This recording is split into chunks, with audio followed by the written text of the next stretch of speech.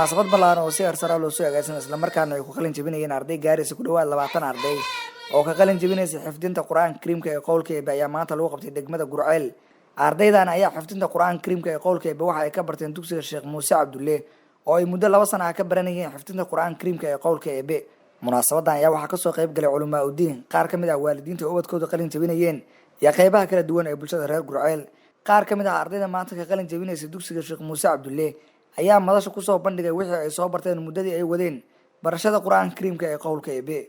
رب يسر لساننا في تلاوة القرآن العظيم فإنه كلام الرحمن في الدارين آمنين ولا تجادلوا أهل الكتاب إلا بالتي هي أحسن إلا الذين ظلموا منهم وقولوا آمنا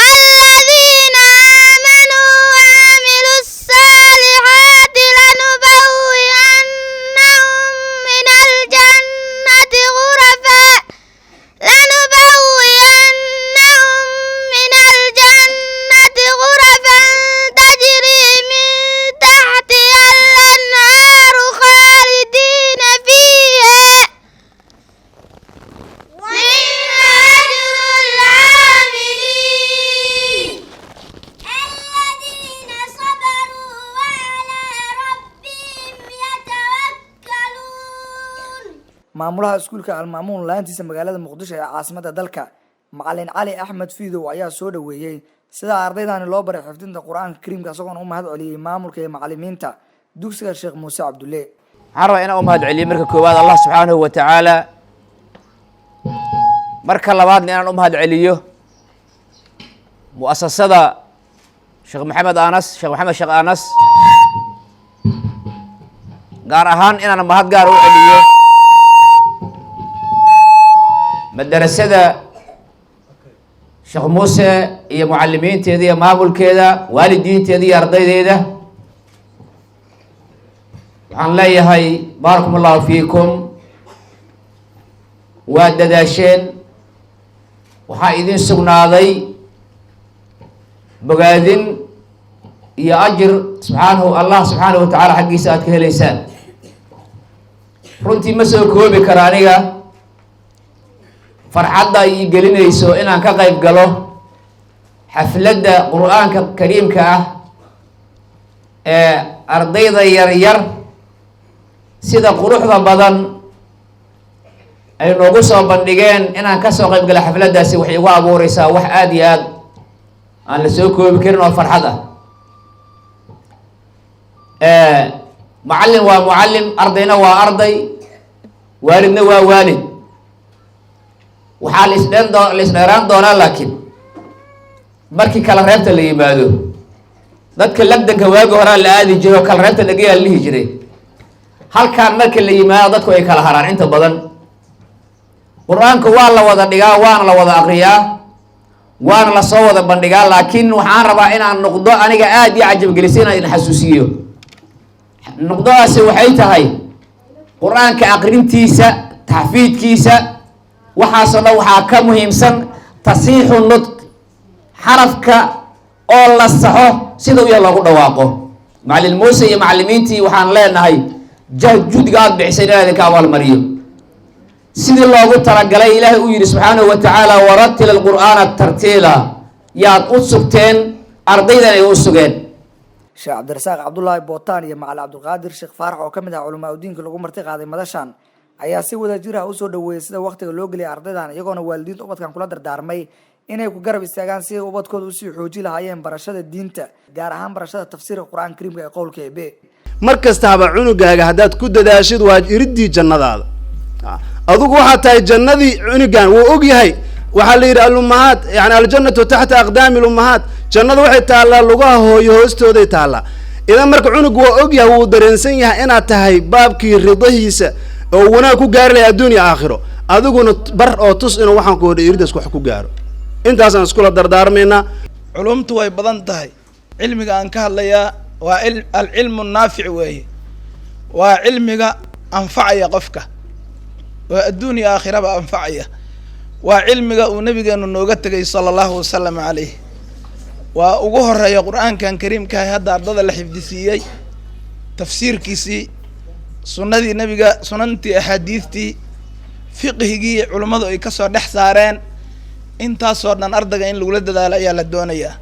haddii qur-aanka la baro laakiin aan wixii ka xalaala, wax u banaan iyo wax ka xaraama midna aan la barin, culumta maaragtay maadiga keliya lagula dadaalo oo kutubtii iyo madrasa diiniyaha aan la geyn oo kutubta lagu barayo lagu xifdisiinayo. waxaa muhiim ah ardaygu inuu yaqaano qur-aanka kariimka xambaarsan yahay macnihiisa inuu fahmayo. Cali Macallin Ibraahim oo ka mid ah waalidiinta ubadkoodu maanta ka qalin jabinaya xifdinta Qur'aanka Kariimka ayaa u mahad celiyay maamulka iyo macallimiinta dugsiga Sheekh Muuse Cabdulle. aad iyo aad aan ugu faraxsanahay gabadhayda qur-aanka dhamaysay sida wanaagsan ay qur-aanka u akhrinaysay. haddii aan guriga joogo imtixaan ka qaadayay iyo haddii kale oo ay galayeen macnaha tartanka iyo nidaamka iyo tartiibaadka, aadaan ugu faraxsanahay. sheekha ilaahay subxaanahu wa tacaala ha ka thawaabiyo dadaalkii uu noo qabtay. waxaana filayaa anoo ku hadlaya waalidiinta dhammaan inaan arrinkaasi maaragtay aan raalli ku wada nahay iyo sida uu maaragtay noo wanaajiyey. ugu dambeyn ardaydii ka qalin bedelanaysay dugsiga Sheekh Muuse Cabdulle ayaa madasha lagu guddoonsiiyey shahaado cadeynaysa inay barteen xifdinta Qur'aanka Kariimka ee qowlka Eebe.